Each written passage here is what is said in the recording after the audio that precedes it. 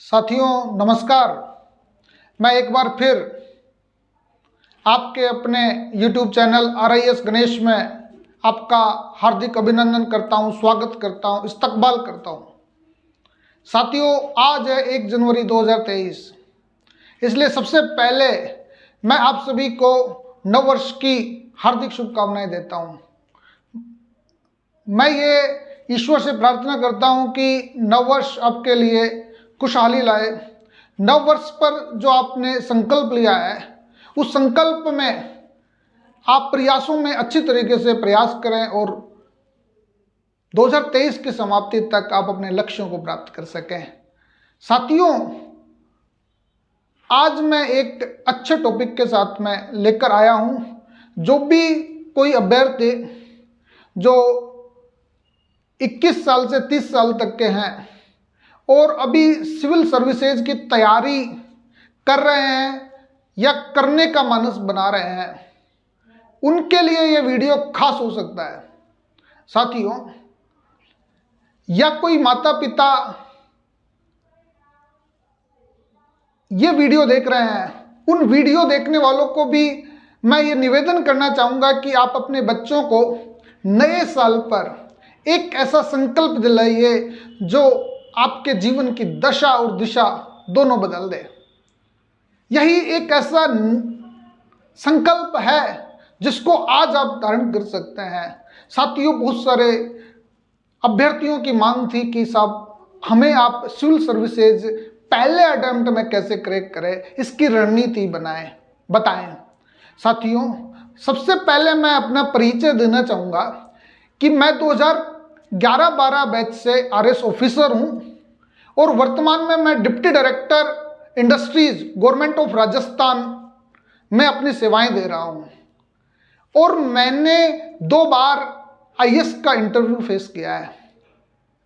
इसलिए मैं ये चाहता हूं कि जो मेरी कमियां रही है, मैं ये चाहता हूं कि जो मैंने गलतियां की है वो गलतियां आप न करें। मैं सफलता के अंतिम चरण तक पहुंचकर कुछ मामूली गलतियों की वजह से मैं सिविल सर्विसेज में नहीं जा पाया, मैं IS नहीं बन पाया। इसलिए मैं चाहता हूं कि आज नए साल के दिन आप ऐसा संकल्प लें कि आप पहले अटेम्प्ट्स में ही IS करें। इसलिए आज हम एक रणनीति लेकर आए हैं कि how to crack civil services examination, IS की तैयारी कैसे करें। साथियों आप सब लोग जानते हैं IS का एग्जाम्स विश्व का सबसे टफेस्ट एग्जाम्स माना जाता है। इसलिए ये कोई वो नहीं हो सकता कि ऐसे ही पास हो जाए। इसके लिए बड़ा डेडिकेशन और एकाग्रता चाहिए होती है। और ये चीजों के अलावा सबसे बड़ी बात यह होती है कि आपने क्या पढ़ा है, कैसे पढ़ा है और आपकी रणनीतियां क्या रही है। कई अभ्यर्थी हमसे गाइड लेते हैं और पूछते हैं कि साहब कैसे तैयारी करें, किस तरीके से तैयारी करें। मैं एक बात ये बताना चाहूँगा कि इसके लिए आपकी 1 वर्षीय रणनीति काफ़ी हो सकती है। इसीलिए 1 जनवरी से आप जो हम बता रहे हैं उसके अनुसार यदि आप तैयारी करते हैं तो बहुत अच्छी तैयारी आप कर सकते हैं और जो अगले साल आप एग्जाम्स देंगे उस एग्जाम्स में अच्छी रैंक के साथ सफल हो सकते हैं। साथियों आप सब लोग जानते हैं कि ये जो एग्जाम्स है सिविल सर्विसेज का, ये 3 चरणों का एग्जाम्स है। इसको सिविल सेवा परीक्षा कहा जाता है, CSE आप सब लोग जानते होंगे। सिविल सर्विसेज एग्जामिनेशन के नाम से ये परीक्षा आयोजित प्रतिवर्ष होती है। इसके 3 चरण होते हैं। यूं तो 2 ही चरण मानते हैं इसको, एक तो प्रारंभिक परीक्षा और एक मुख्य परीक्षा। इसके 2 चरण की बात करेंगे, 3 चरण तो हम बना देते हैं, बाकी 2 चरण होते हैं, प्रारंभिक परीक्षा और मुख्य परीक्षा। प्रारंभिक परीक्षा को सिविल सर्विसेज प्रीलिम्स एग्जामिनेशन कहते हैं, civil services prelims exam CSP कहते हैं और मुख्य परीक्षा को सिविल सर्विसेज मेंस एग्जाम्स कहते हैं। प्रारंभिक परीक्षा आपकी वस्तुनिष्ठ प्रकार की होती है। वस्तुनिष्ठ प्रकार की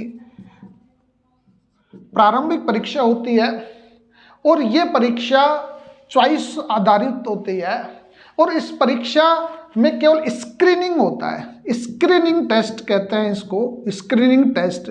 स्क्रीनिंग का मतलब होता है कि छटनी करने के लिए होती है। यह परीक्षा गंभीर अभ्यर्थियों को मुख्य परीक्षा के लिए एलिजिबल करती है, मुख्य परीक्षा के लिए एंटाइटल करती है, इसलिए इसको छटनी टेस्ट कहते हैं। प्रीलिम्स परीक्षा देखा जाए तो कोई मायने नहीं रखती यूपीएससी के हिसाब से, लेकिन ये दुनिया का सबसे टफेस्ट एग्जाम्स हो जाने की वजह से इस एग्जाम्स को भी लोग क्रैक नहीं कर पाते। सिविल सर्विसेज मेंस एग्जाम्स ही वास्तविक में मुख्य परीक्षा है और ये वर्णनात्मक प्रकार की है, वर्णनात्मक प्रकार की होती है। और ये वर्णनात्मक प्रकार को हम इस प्रकार कह सकते हैं कि दो प्रकार है, एक तो आपका मुख्य परीक्षा है और एक आपके साक्षात्कार परीक्षा है। मुख्य परीक्षा और साक्षात्कार परीक्षा जिसको पर्सनैलिटी टेस्ट कहते हैं, पर्सनैलिटी टेस्ट, व्यक्तिक परीक्षण कहते हैं इसको, पीटी कहते हैं, पीटी व्यक्तिक परीक्षण कहते हैं। ये प्रकार हैं आपके। तो वस्तुनिष्ठ प्रकारों की हम बात करें कि वस्तुनिष्ठ प्रकार के प्रश्न 100 आते हैं, 100 प्रश्न होते हैं, 2 पेपर होते हैं। सबसे पहले तो हम इसमें बात करें कि इसके 2 पेपर होते हैं। 2 पेपर में यूँ कहें कि जीएस फर्स्ट और जीएस सेकंड के नाम से होता है, जीएस फर्स्ट और जीएस सेकंड के नाम से। ये जीएस फर्स्ट में आपके 100 प्रश्न होंगे और 200 अंक के ये प्रश्न होंगे। दूसरा आपको जीएस सेकंड कहते हैं जिसको सामान्य भाषा में लोग सी सेट के नाम से जानते हैं, सिविल सर्विसेज एप्टीट्यूड टेस्ट। इस एप्टीट्यूड टेस्ट में 80 प्रश्न होते हैं और ये भी 200 अंक के होते हैं। 2 घंटे का एक पेपर होता है, 2-2 घंटे का। और इसमें आपको यूँ समझिए कि जीएस सेकंड जो सी सेट होता है 2015 से क्वालिफाई है ये। इट मीन्स आप यूँ कहिएगा कि यदि 33% भी व्यक्ति के आ जाते हैं तो उस व्यक्ति को क्वालिफाई मान लिया जाता है और उसका जीएस फर्स्ट पेपर चेक होता है। तो अब सी सेट में 27 प्रश्न आपके सही होने चाहिए। इसमें नेगेटिव मार्किंग भी होती है, जो गलत प्रश्न करने पर 1/3 अंक सही में से काट लिए जाते हैं, 1/3 अंक सही में से काट लिए जाते हैं। इस तरीके की व्यवस्थाएं होती है और इसमें 100 प्रश्न है। 100 प्रश्न है तो सबसे पहले हम बात करें कि ये जो 100 प्रश्न है, 100 प्रश्नों में से एक गंभीरता का आकलन करें तो पिछले 5-6 सालों का ट्रेंड ये रहा है कि यदि व्यक्ति 50 से 55 प्रश्न सही कर देता है जनरल कैटेगरी में, उस व्यक्ति का प्रीलिम्स हो जाता है। तो कुल मिलाकर हम यूँ कहें कि 50% यदि आप सही कर देते हैं तो आपका प्रीलिम्स क्वालिफाई हो जाता है। अब प्रीलिम्स क्वालिफाई हो जाता है तो हम बात करें कि 50 से 55 प्रश्न कैसे करें और इस प्रारंभिक परीक्षा में क्या आता है, ये चीज़ें हम देखते हैं। प्रारंभिक परीक्षा का जब हम पाठ्यक्रम देखते हैं, प्रारंभिक परीक्षा का पाठ्यक्रम इस प्रकार है साथियों। इसमें सबसे नंबर 1 पे है करंट अफेयर्स। ये करंट अफेयर्स आपकी, ये करंट अफेयर्स जो है आपकी राष्ट्रीय स्तर की और अंतर्राष्ट्रीय स्तर की हो सकती है, जिसमें आपके सामाजिक, आर्थिक, राजनीतिक, खेल सभी प्रकार के करंट एनालिसिस इससे जुड़े होते हैं। दूसरा इसमें है भारतीय इतिहास और स्वतंत्रता संग्राम के रूप में इतिहास पर संस्कृति है। तीसरा इसमें भारत और विश्व का भूगोल है, भारत और विश्व का भूगोल है। चौथा आपका इसमें भारतीय राज्य व्यवस्था है। पांचवा आपकी इसमें भारतीय अर्थव्यवस्था है, भारतीय अर्थव्यवस्था। छठा आपके इसमें सामान्य विज्ञान है,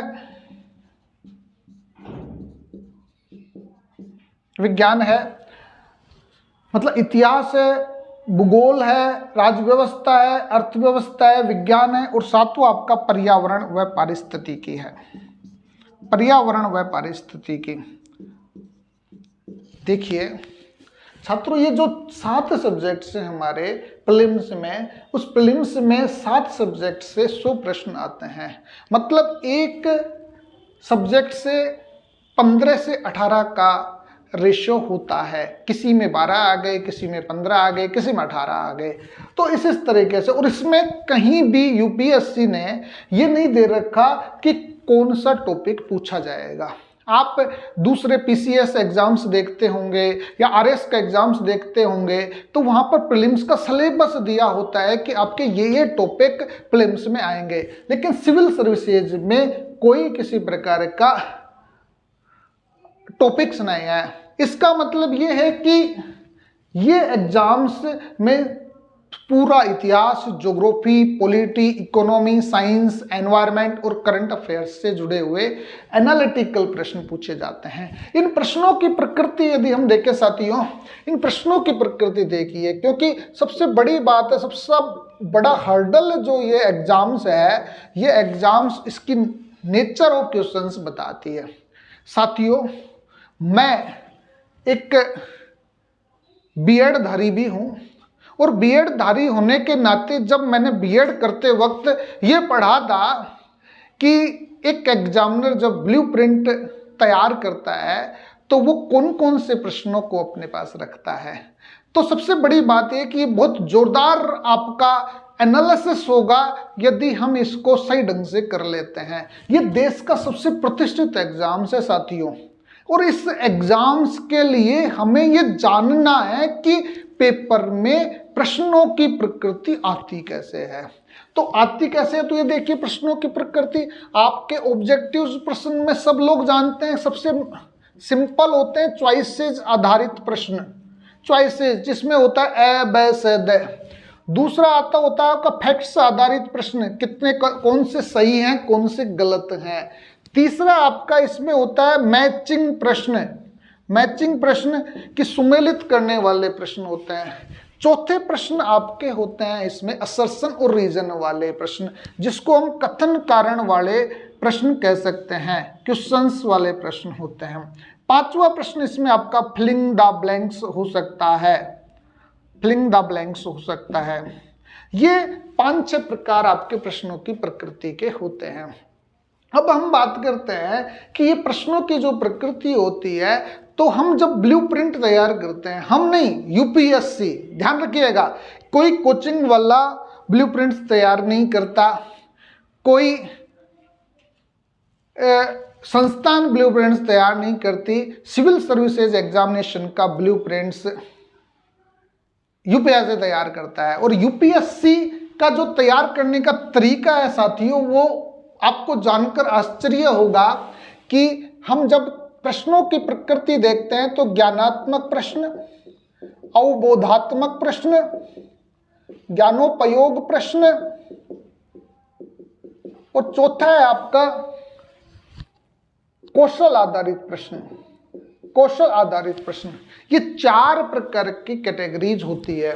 तो सबसे पहले हमें ये जानना है कि नॉलेजेबल प्रश्न कौन से होते हैं। साथियों, नॉलेजेबल प्रश्न उसे कहते हैं जिसमें तथ्य का ज्ञान कराया जाता हो। ये जो एग्जाम्स है, ये एग्जाम्स में तथ्य के ज्ञान, तथ्य का ज्ञान जब कराया जाता है तो वो ज्ञानी कहलाता है।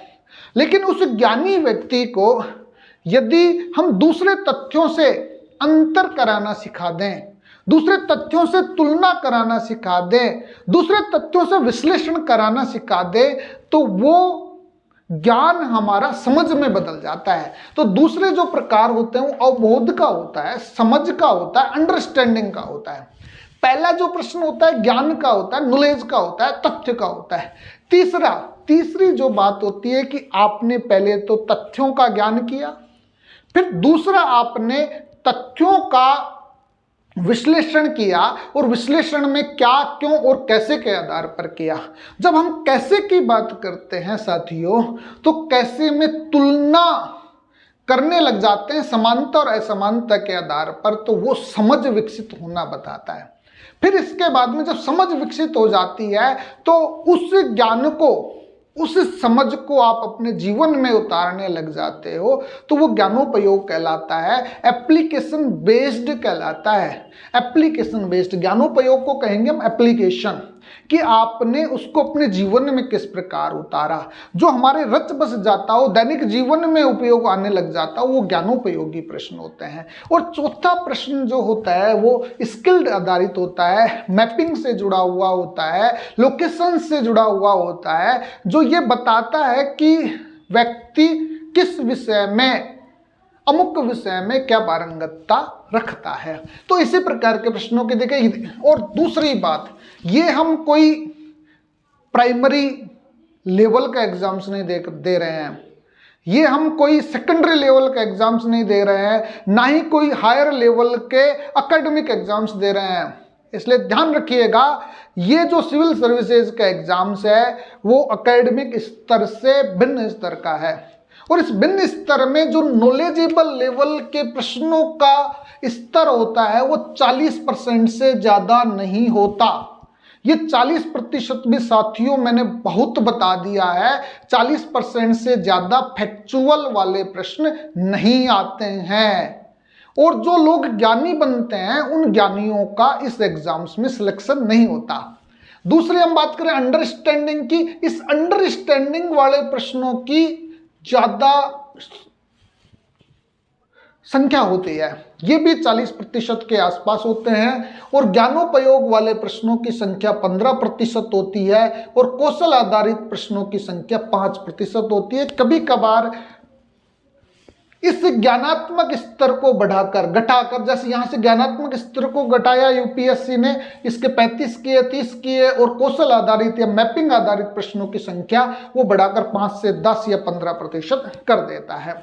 तो कुल मिलाकर बात यह है कि जो भी आप पढ़ाई कर रहे हैं, उन पढ़ाई करते वक्त आपको इनका सही ढंग से विश्लेषण करना है। इतिहास का, भूगोल का, राजव्यवस्था का, अर्थव्यवस्था का, विज्ञान का और पर्यावरण व पारिस्थितिकी का।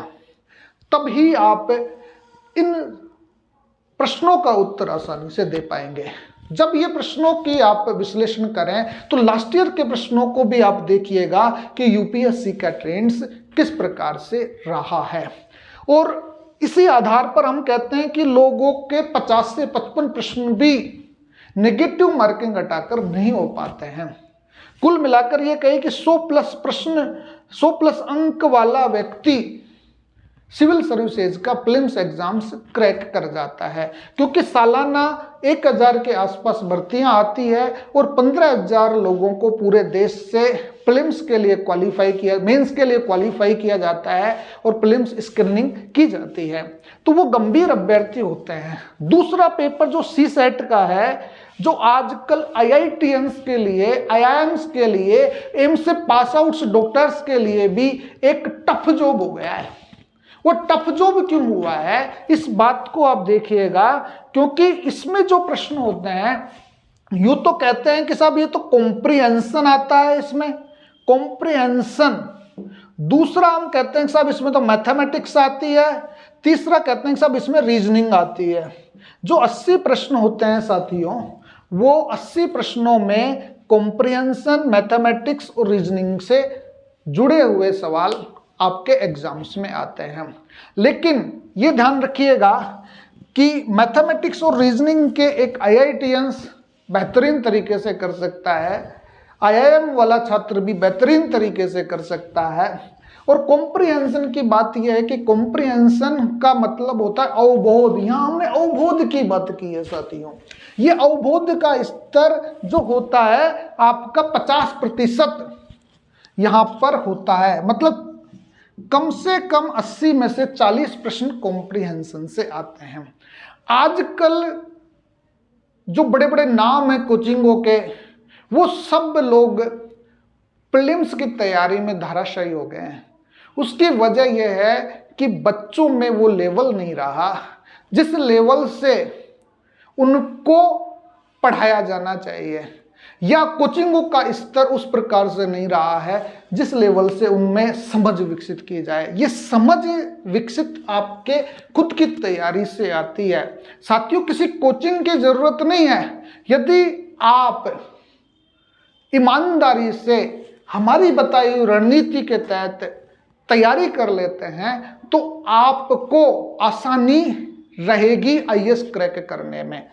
इसके लिए आपको क्या करना है, मैथ और रीजनिंग के जो सवाल होते हैं बड़े एनालिटिकल और लॉजिकल रीजनिंग के होते हैं, बेसिक न्यूमरेसी के होते हैं और मेंटल एबिलिटी के होते हैं। इन प्रश्नों के लिए आपने जो 10वीं क्लास तक का लेवल पढ़ा है उस लेवल से आपसे सवाल पूछे जाते हैं। और मैं तो ये कहता हूं कई लोगों से, यदि आपको गणित और रीजनिंग का ज्ञान नहीं है तो आप जनरल स्टडी की तैयारी नहीं कर सकते। मैं ये बात कर रहा हूं कि जब पढ़ाते हैं, कोई भी टीचर्स पढ़ाते हैं या आप पढ़ते हैं, तो सबसे बड़ी बात यह है कि करंट अफेयर्स, इतिहास, भूगोल, राज्यव्यवस्था, अर्थव्यवस्था, ये जीएस के पेपर हैं। ये जीएस की तैयारी भी उसी की अच्छी होती है जिसकी एनालिटिकल, लॉजिकल और मेंटल एबिलिटी बहुत अच्छी होती है, जिसे बेसिक न्यूमरेसी का ज्ञान होता है। वही व्यक्ति जीएस में अच्छा कर पाता है। और मुझे तो ये कहते हुए भी हिचक नहीं होती, जिसको गणित और रीजनिंग का ज्ञान नहीं है वो व्यक्ति सरकारी नौकरी में आने लायक ही नहीं है। एक तो बात ये हो गई, ये तो हुई मैथ रीजनिंग की बात। और ये जो कॉम्प्रिहेंशन का पोर्शन है ना साथियों, ये कॉम्प्रिहेंशन का जो पोर्शन आपकी भाषागत दक्षता को बताता है। आप में जो कम्युनिकेशन स्किल्स है वो कितनी अच्छी है, आप में जो डिसीजन मेकिंग है वो कितनी अच्छी है, ये कॉम्प्रिहेंशन के पेपर से होता है। इस कॉम्प्रिहेंशन के प्रश्न में ही लॉजिकल रीजनिंग के प्रश्न जुड़े होते हैं, इस कॉम्प्रिहेंशन में ही कम्युनिकेशन स्किल्स के प्रश्न जुड़े होते हैं, इस कॉम्प्रिहेंशन में ही डिसीजन मेकिंग के सवाल जुड़े होते हैं।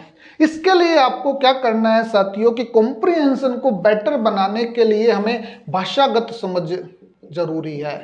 भाषागत समझ, देखिए साथियों, भाषागत समझ, और भाषागत समझ का मतलब मैं तो सीधा मानता हूं कि आपको हिंदी का ज्ञान होना चाहिए बेहतर तरीके से, आपको अंग्रेजी का ज्ञान होना चाहिए, और तीसरी भाषा आप कोई सी भी ले सकते हैं, कम से कम 3 भाषाओं का आपको ज्ञान होना चाहिए, तो ही आप कम्युनिकेशन स्किल्स में प्रभावी हो पाएंगे।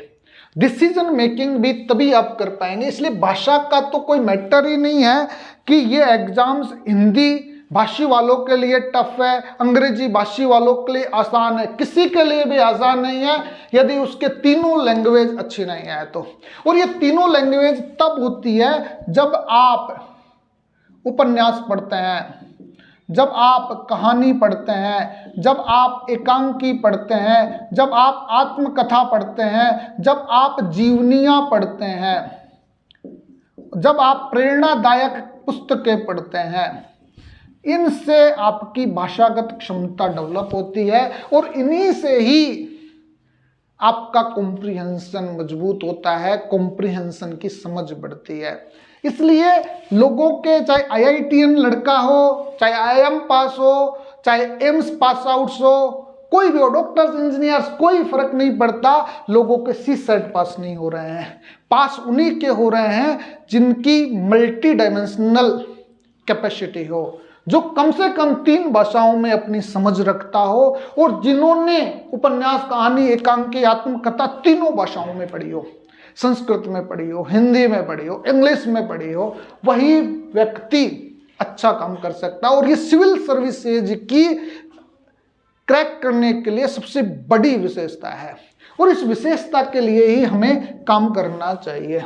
तो मैं तो आपसे यही कहूंगा कि सबसे पहले मैं प्रारंभिक परीक्षा की बात करूं कि प्रारंभिक परीक्षा में आपको क्या पढ़ना चाहिए और भाषागत समझ के लिए आपको क्या पढ़ना चाहिए, क्योंकि मुख्य परीक्षा के लिए मैं अलग से वीडियो स्पेशली बनाऊंगा कि मुख्य परीक्षा की तैयारी के लिए आपको कौन कौन सी चीजें पढ़नी चाहिए। तो सबसे पहले हम इन चीज़ों को जानने के बाद में हम ये देखते हैं कि ये जो एग्जाम्स है, इस एग्जाम्स के लिए कौन कौन सी किताबें उपयुक्त है और हमें क्या पढ़ना चाहिए ताकि हमारा अच्छी से तैयारी हो सके। अब हम बात करते हैं कि आपको कौन सी किताबें पढ़नी चाहिए। क्या हो आपकी रणनीति जिससे आपका प्रीलिम्स भी पास हो जाए, आपका मेंस भी पास हो जाए और आप इंटरव्यू में भी बहुत अच्छी समझ विकसित करें। तो सबसे पहले हम बात कर रहे हैं प्रीलिम्स एग्जाम्स की तैयारी के लिए कौन कौन सी किताबें आपको पढ़नी चाहिए। ये किताबें मैं आपको ऐसी किताबें बताऊंगा जिसको कई कोचिंग वाले तो यूं कहेंगे अरे इससे कौन सा एग्जाम्स क्रैक होता है। ये कोई पढ़ाने की चीज़ थोड़ी है। किताब पढ़ने के लिए आपको 100 किताब पढ़नी है, वो पढ़नी है, वो पढ़नी है। मैं ये कहता हूँ कि आपको कुछ नहीं पढ़ना, केवल और केवल NCERTs पढ़नी है, करंट अफेयर्स में किताबें पढ़नी है और ये नोवेल, स्टोरीज, बायोग्राफी, ऑटोबायोग्राफी पढ़नी है। तो इससे आप आसानी से एग्जाम्स क्रैक कर सकते हैं। तो सबसे पहले हम इतिहास की बात करें साथियों कि इतिहास में हमें क्या पढ़ना है। साथियों आज जो हम इतिहास में तीन डायमेंशंस होते हैं। एक तो प्राचीन भारत, एक होता है मध्यकालीन भारत, एक होता है आधुनिक भारत। ये 3 काल हैं इतिहास के और ये 3 कालों के इतिहास के लिए हमें ओल्ड NCERT पढ़नी है। इसके लिए तीनों के लिए हमें ओल्ड NCERTs पढ़नी है जो आपका प्रीलिम्स का सिलेबस तैयार कराती है। तो ओल्ड NCERT में आप 6th क्लास की रोमिला थापर आप पढ़ सकते हैं, प्राचीन भारत की 6th क्लास की रोमिला थापर, और 11th क्लास की रामशरण शर्मा की किताब, दोनों को आप पढ़िएगा तो आपका प्राचीन भारत कंप्लीट हो जाता है। दूसरा, आपका मध्यकालीन भारत जब आप पढ़ते हैं तो 7th क्लास की रोमिला थापर आप पढ़िए और 8th और 11th क्लास की ही आप सतीश चंद्र का मध्यकालीन भारत पढ़िए। तो जब आप रोमिला थापर और सतीश चंद्र को पढ़ते हैं तो आपका मध्यकालीन भारत कंप्लीट हो जाता है। तीसरा, आधुनिक भारत की बात करें, 8th क्लास का आधुनिक भारत 8th क्लास की इंदिरा अर्जुन देव की आधुनिक भारत पढ़िए और 12th क्लास की विपिन चंद्रा की किताब को आपको पढ़ना चाहिए। 12th क्लास की विपिन चंद्रा पढ़नी चाहिए। इसके लिए ये 3 कालों की 6 किताबें यदि आप पढ़ लेते हैं तो आपको कोई भी reference book KC Srivastava, Jha and Shrimali, Jaiswal, Harishchandra Verma, VD महाजन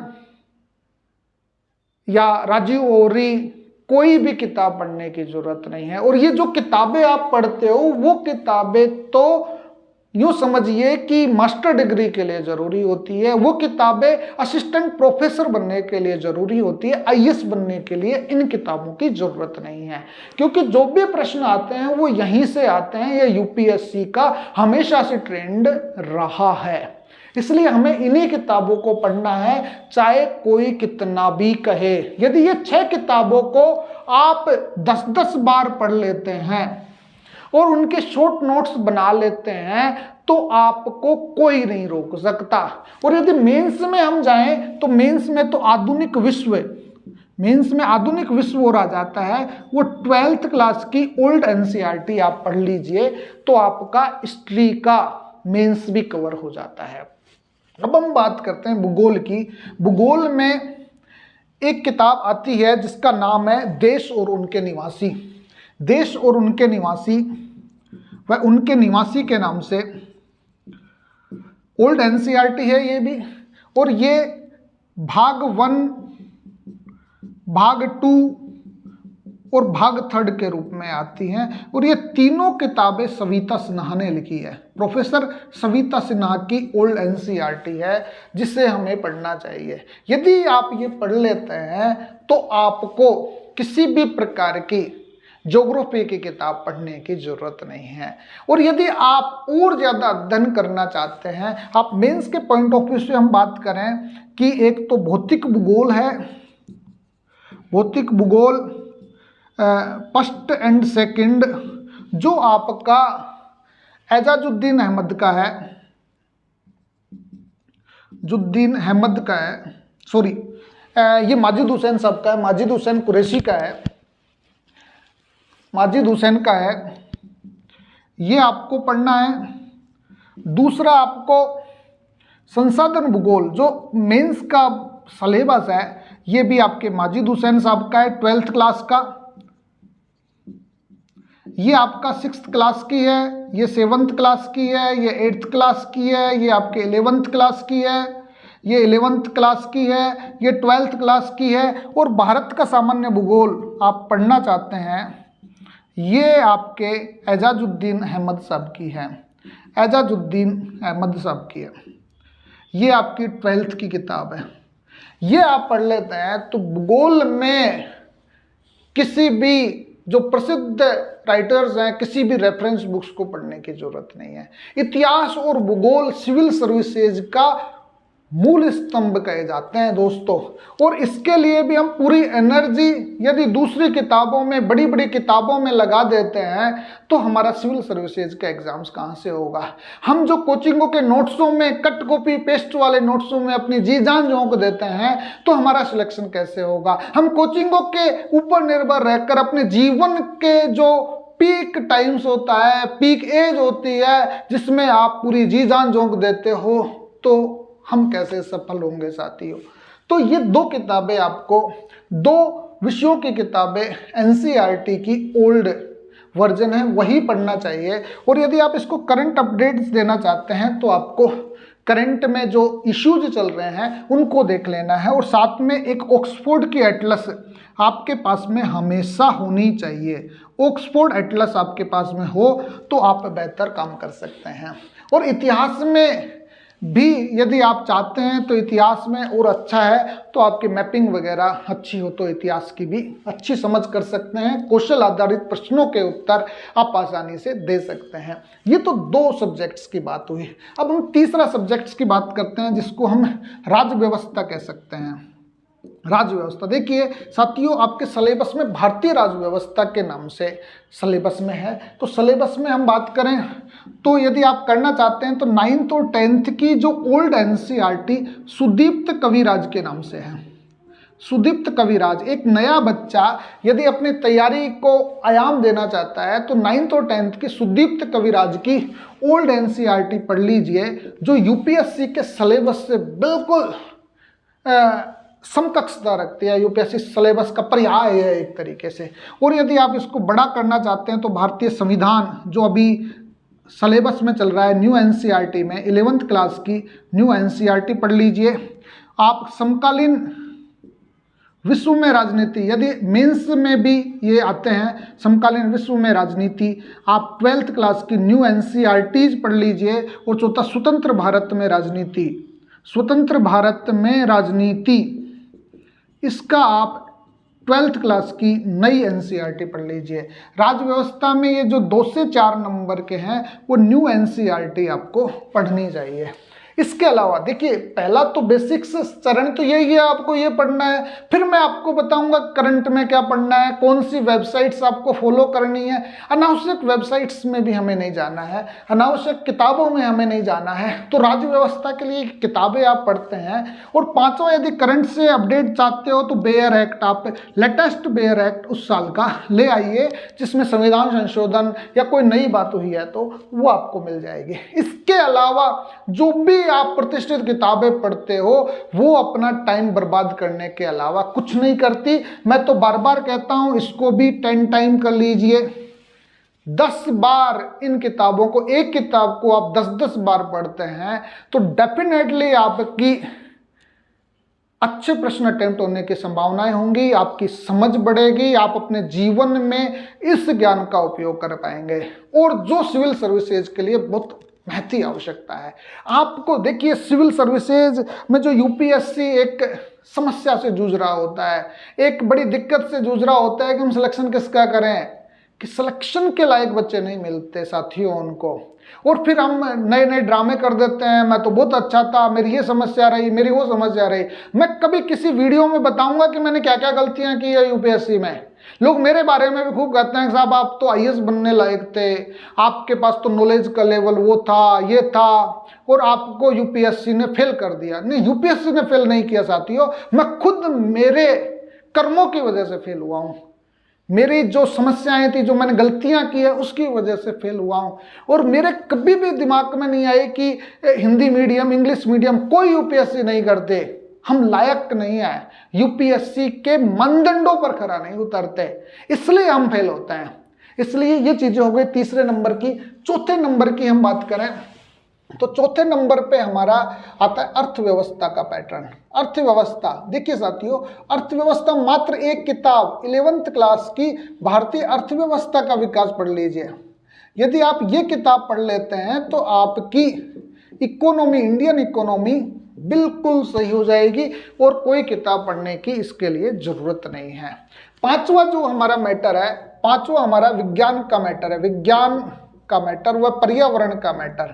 विज्ञान और पर्यावरण के लिए आप 9th एंड 10th की जो न्यू एनसीईआरटीज पढ़ लेते हैं तो आपका जनरल साइंस तैयार हो जाता है। एनवायरनमेंट के जो टॉपिक्स हैं वो आपके तैयार हो जाते हैं। तो ये तो आपका हुआ बेसिक्स किताबों के रूप में कि हमें क्या क्या पढ़ना है। मुश्किल से 20 किताबें बताई होगी मैंने आपको, और इन किताबों से आप आईएएस क्रैक कर सकते हैं। लेकिन यह पर्याप्त नहीं है।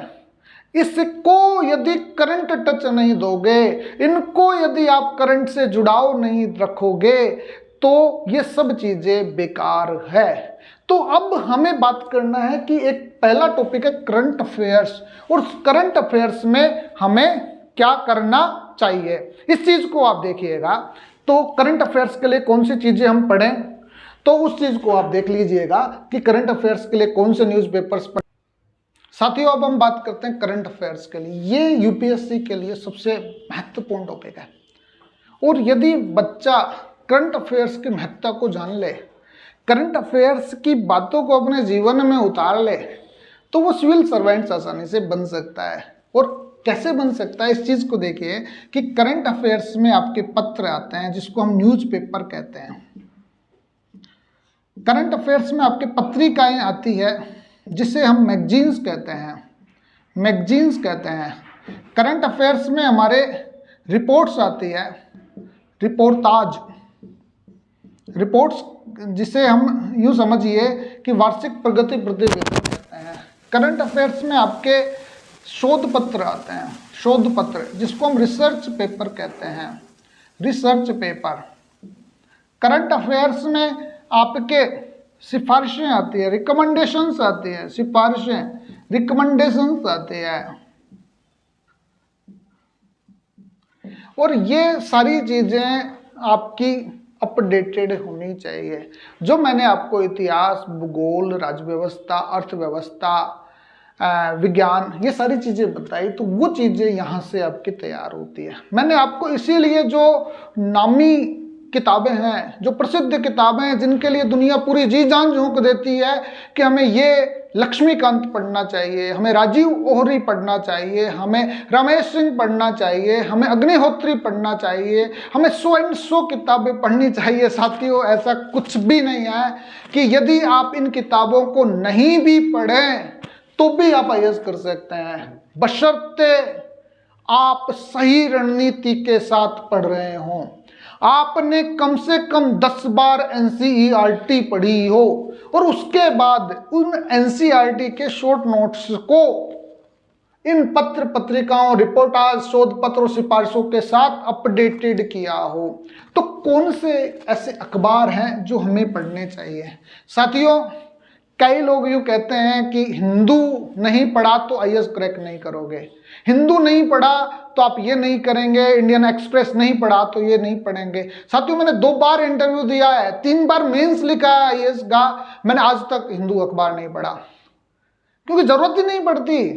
यदि आप एक राज्य समाचार या राष्ट्रीय स्तर का समाचार, कोई भी 2 राष्ट्रीय स्तर के समाचार सही ढंग से पढ़ते हैं तो भी आप यूपीएससी के प्रश्नों का उत्तर दे सकते हैं।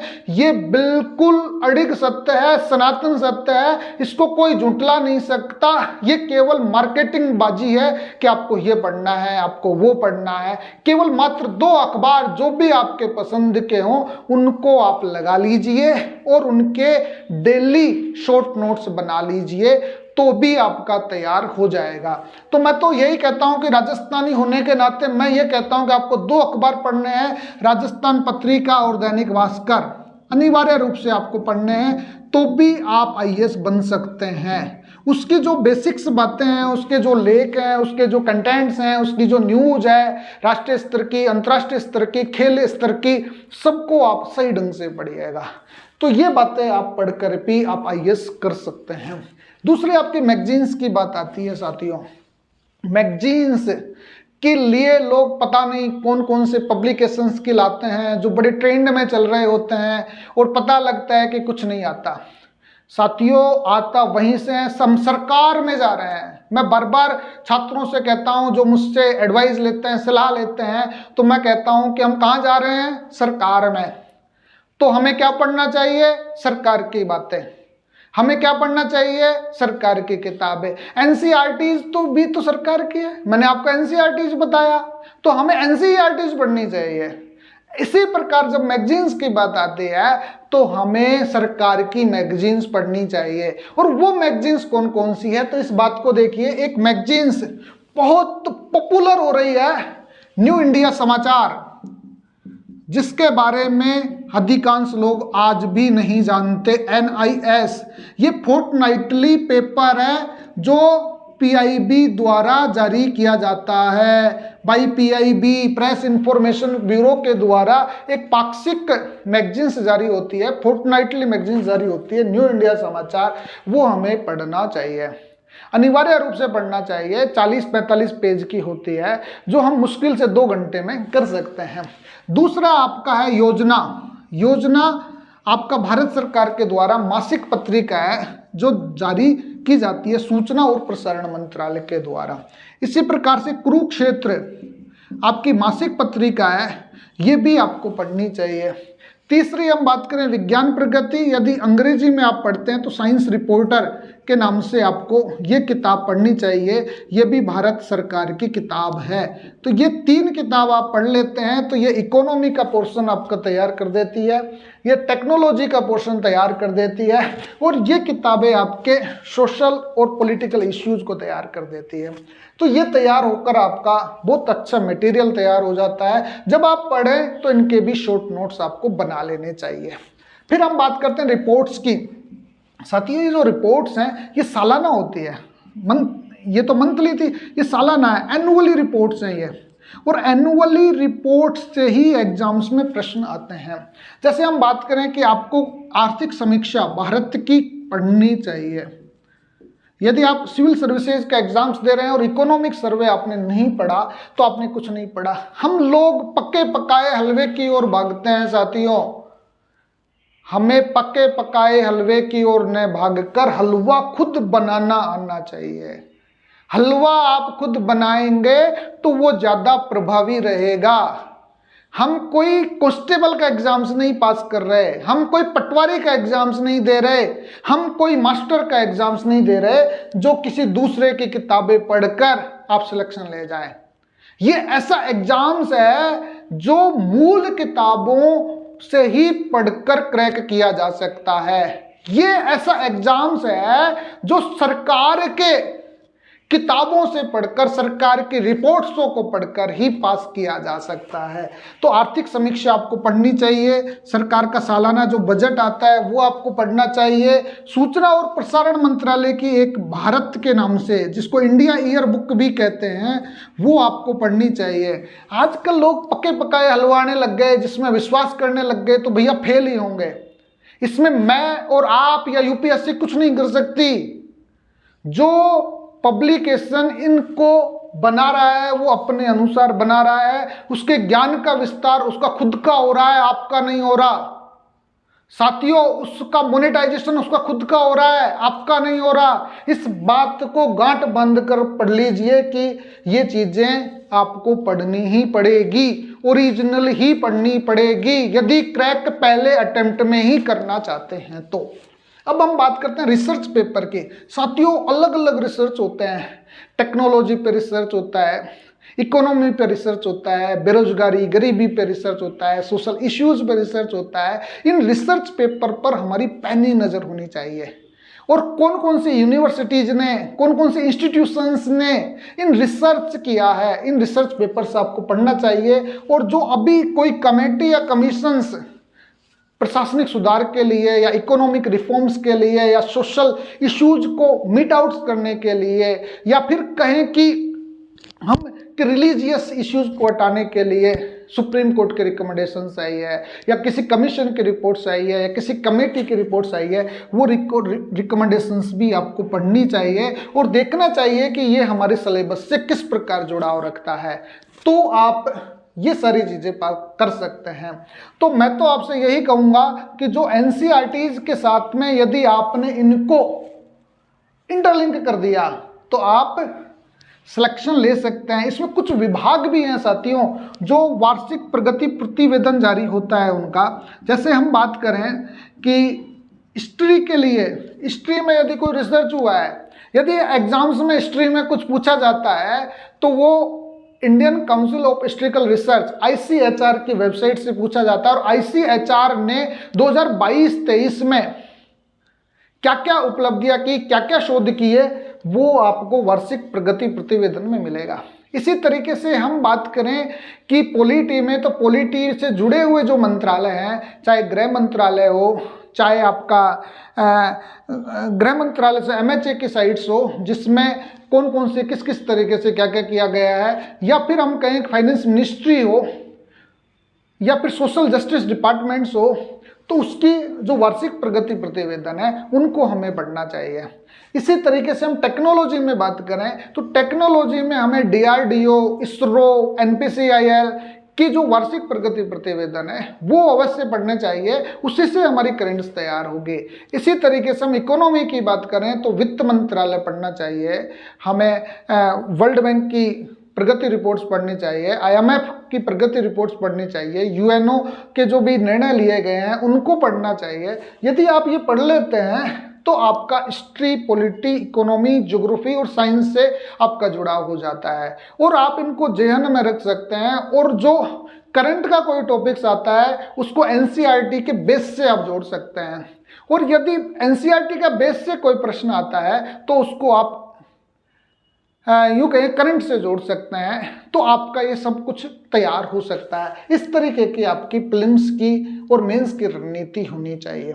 ये किताबें ही पर्याप्त होती है एग्जाम्स क्रैक कराने के लिए। अब हम दूसरे पेपर की बात करते हैं, CSET की। साथियों CSET के लिए भी कोई स्पेसिफिक तैयारी की जरूरत नहीं है। मैं तो रीजनिंग का पोर्शन आपका 6th से 10th क्लास की जो NCERT की मैथमेटिक्स की किताब है उसको यदि आपने पढ़ लिया तो आपका एनालिटिकल एंड लॉजिकल रीजनिंग का कॉन्सेप्ट पूरा हो जाता है। और भाषागत समझ के लिए जो कॉम्प्रिहेंशन का पोर्शन है, कॉम्प्रिहेंशन का पोर्शन तो साथियों भाषा की समझ पैदा करने के लिए होता है, भाषा में विविधता पैदा करने के लिए होता है। हमारी नई एजुकेशन पॉलिसी जो 2020 की है वो भी यही कहती है कि हम छात्रों में कम से कम 3 भाषाओं का विकास करेंगे और ये 3 भाषाओं के विकास के आधार पर ही वो व्यक्ति अच्छा कर पाएगा। इसलिए यदि आप अपने आइडिया को, अपनी बातों को एनविसाज करना चाहते हैं, विस्तार करना चाहते हैं, तो आपको ज़्यादा से ज़्यादा पढ़ने पर फोकस करना चाहिए, ज़्यादा से ज़्यादा रिसर्च पेपर्स पढ़ने चाहिए, ज़्यादा से ज़्यादा किताबें पढ़नी चाहिए, ज़्यादा से ज़्यादा उपन्यास पढ़ने चाहिए, कहानी पढ़नी चाहिए, तो आप सिलेक्शन ले सकते हैं। हमने इस एग्जाम्स क्रैक करने की रणनीति में 3 बातें बताई है और साल का पहला दिन है और पहले दिन में सभी संरक्षक ध्यान दें, सभी अभ्यर्थी ध्यान दें कि हमें 3 बातें करनी है। पहली बात तो यह है कि हमें NCERTs जो मैंने बताई उसको कम से कम 10 बार पढ़ना है। यदि सिविल सर्विसेज का एग्जाम्स दे रहे हो तो जिन NCERTs को मैंने बताया उन्हीं NCERTs को कम से कम 10 बार पढ़ना है। दूसरा मैं करंट अफेयर्स की बात कर रहा हूँ। करंट अफेयर्स में जो मैंने न्यूज़पेपर्स, मैगजीन्स, रिपोर्ट्स बताए हैं, इनके डेली आपको तैयारी करनी है और इनके शॉर्ट नोट्स बनाकर अपना एक रजिस्टर रखना है, ताकि एग्जाम्स टाइम पर आप महत्वपूर्ण खबरों को आसानी से पहचान सके और उनका रिवीजन कर सकें। तो करंट अफेयर्स से आपको जुड़ाव रखना है। और तीसरा मैंने आपको बताया कि आपको सदग्रंथ पढ़ने हैं। सदग्रंथ का समझ लीजिए, सदग्रंथ में आपके उपन्यास, कहानी, एकांकी, आत्मकथा, जीवनी, प्रेरणा, और ये भी अलग अलग भाषाओं में पढ़ना है। हिंदी में पढ़ना है, अंग्रेजी में पढ़ना है, तीसरी भाषाओं में पढ़ना है। तो साथियों, ये जो भाषागत समझ है ना आपकी, वो आपके सदग्रंथों से ही आएगी। और ये सदग्रंथ आपके किस प्रकार के हो सकते हैं? इस रूप में हो सकते हैं। हमारे साल में 52 सप्ताह का होता है, और 52 सप्ताह का मतलब यह है कम से कम एक किताब आपको सप्ताह में एक दिन पढ़नी चाहिए। इस प्रकार हम साल में 50 किताबें पढ़ सकते हैं, 2 साल में 100 किताबें पढ़ सकते हैं, तो ही आपका CSET का कॉम्प्रिहेंशन टेस्ट पास हो सकता है। और उससे जो आपके आइडिया जनरेट होंगे, वो देश के विकास में नई दिशा दे सकते हैं, नए आयाम दे सकते हैं। इसलिए आपको इन चीज़ों पे फोकस करना चाहिए। तो साथियों, ये था हमारा आज का वीडियो कि how to crack civil services examination, IAS की परीक्षा कैसे पास करें। आपको कैसा लगा कमेंट बॉक्स में जरूर बताइएगा। धन्यवाद।